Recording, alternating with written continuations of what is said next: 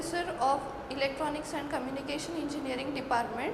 So in this video we will see how to broadcast the structures. In the previous video we have seen that the equation of 3-tap FIR filter. So by using that 3-tap FIR filter equation, we have drawn the block structure of 3-tap FIR filter, and also we have applied their pipelining processing. Okay, so after pipelining we came to conclude that we have concluded that the computational time we have reduced. Okay, so in this video we will learn that how to reduce the computational time without using the pipelining processing. Okay, in the previous video we have applied the pipelining processing. In this video we will reduce the computational time of the critical path without using pipelining. Okay, so how we can reduce the computational time of structure? So by applying transposition theorem. So first of all, this is the signal flow graph representation of the 3-tap FIR filter. Okay, in the previous video we have seen the block structure. By using that block structure, here we have drawn the signal flow graph representation of that 3-tap FIR filter. Okay, so in the previous video we have seen that block structure. Here there was a delay, okay, latch here also. So instead of that latch, here we have written Z inverse. Okay, here there was a multiplier and here there was adder. Okay, so in the place of multiplier we have written here A, B and C, and only we have given the direction of the signals flowing through the circuit. So in this way we have drawn the signal flow graph representation of 3-tap FIR filter. Then after this we have to reduce its computational time without pipelining processing. So here we can reduce its computational time by transposing the structure. Okay, so transposition theorem states that reversing the direction of all the edges in a given SFG and interchanging the input and output ports preserves the functionality of the system. So what transposition theorem states? That by reversing the direction of all the edges and by transposing the input and output port, we will get the transposed structure of this SFG. Okay, so now we will draw the transposed signal flow graph representation of this SFG. Okay, so how we will draw it, and with the help of that we will draw the transposed block structure of 3-tap FIR filter. Okay, so now we will here apply the transposition theorem. Okay, so what it states, that reversing the direction of all edges. So we will reverse the directions.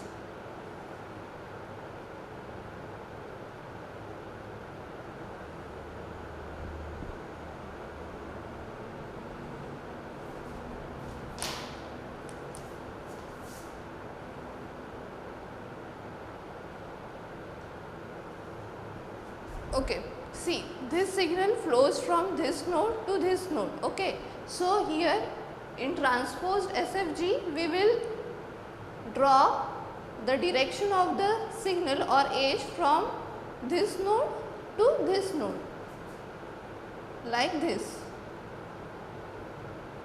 There will be no change in Z inverse. Okay.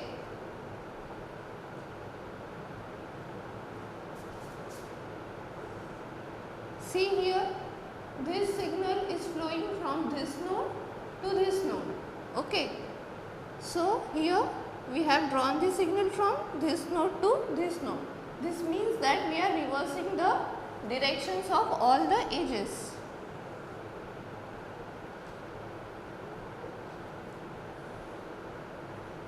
Okay, after that what will we do? These are the downward directions. Okay, so here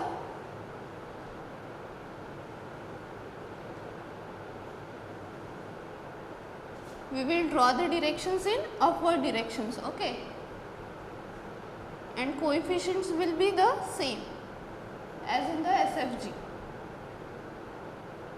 And also, what is the second point? We have to interchange the input and output ports. Okay. So, here we will write x of n as we have interchanged it, and here y of n.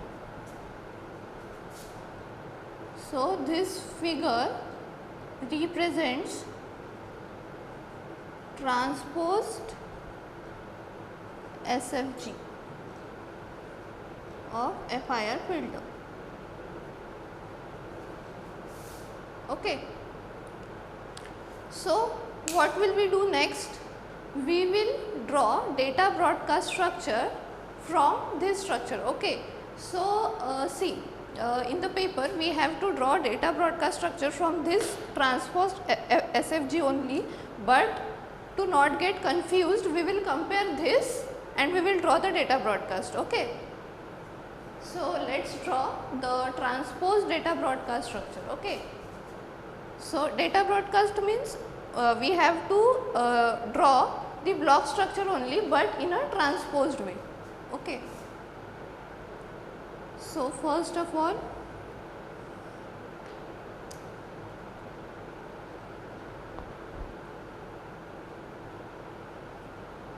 here we will give input, okay, x of n, okay, right. After that, here the signal is proceeding. Here we will draw one multiplier, here second multiplier, and here third multiplier. Okay, we will not draw the latches or insert delays here. Okay, why? Because we are transposing it. After that, we will draw one adder here and here. Now, transposing the data broadcast means, transposing the block structure means what? We will reverse the delay. Okay, in the previous video we have seen that in the block structure of 3-tap FIR filter, the delays we have given here. Okay, now in this case we will give delays or latches here.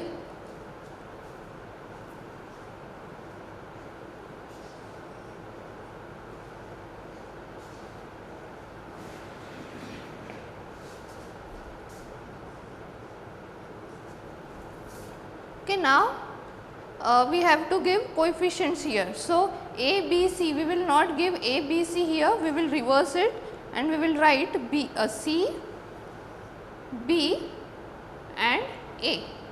Okay, here we will write C, B and A, we will not write A, B, C, okay, because as we are transposing it, okay, we are reversing it, that is why. Now, what we will do next? So, okay, this is the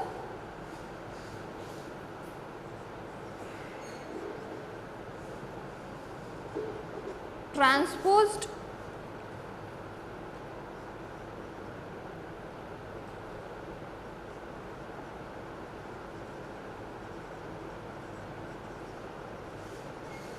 data broadcast structure, okay, of this filter, FIR filter. Now, here we will calculate the critical path. Okay. So, can we calculate this as a critical path? No. Why? Because here there are two delays in between the distance from this, from input to output. Here in this path there are two delays, therefore, we cannot consider this path as our critical path. Okay. Now, the next path is this, we can see B. Again we cannot consider this because here there is one delay. Okay. Then the third one is this. Okay. So, we can consider this path as a critical path, and we have to assume the computational time of each operator is means of multiplier T m and of adder T a. Okay, so considering this diagram, we can write as critical path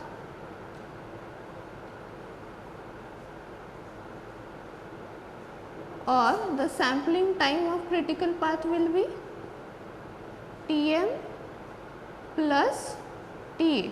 So, the sampling rate will be means f sample will be 1 upon T sample, that is 1 upon T m plus T a. Okay.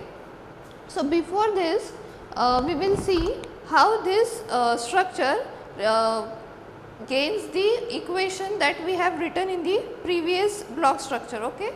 So, let us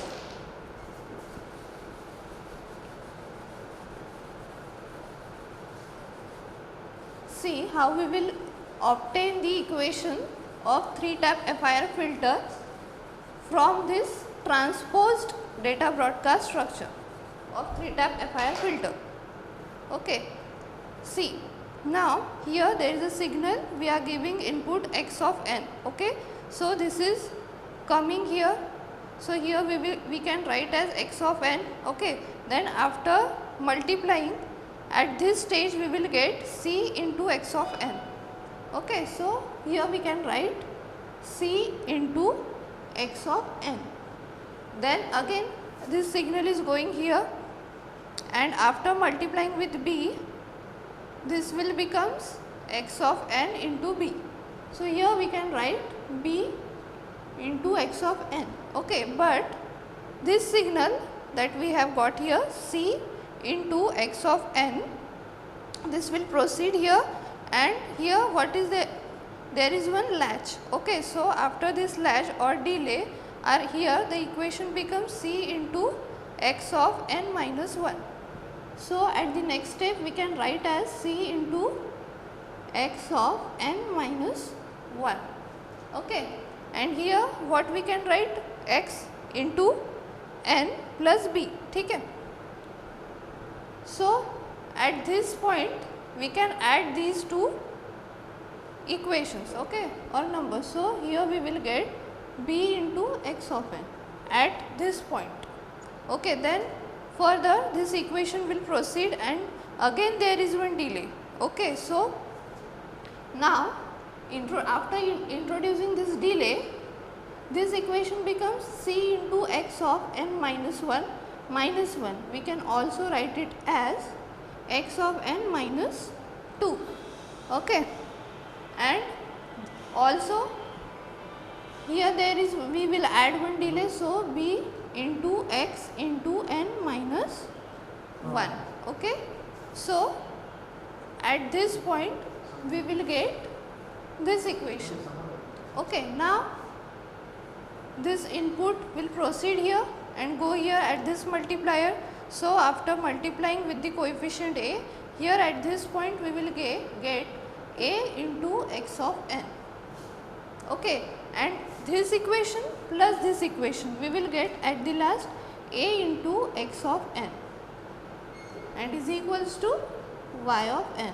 So, after rearranging it, we will get y of n is equals to a into x of n plus b into x of n minus 1 plus c into x of n minus 2.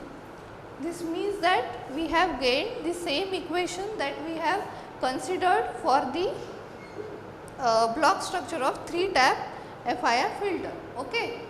After this, here we will find out the critical path. Okay.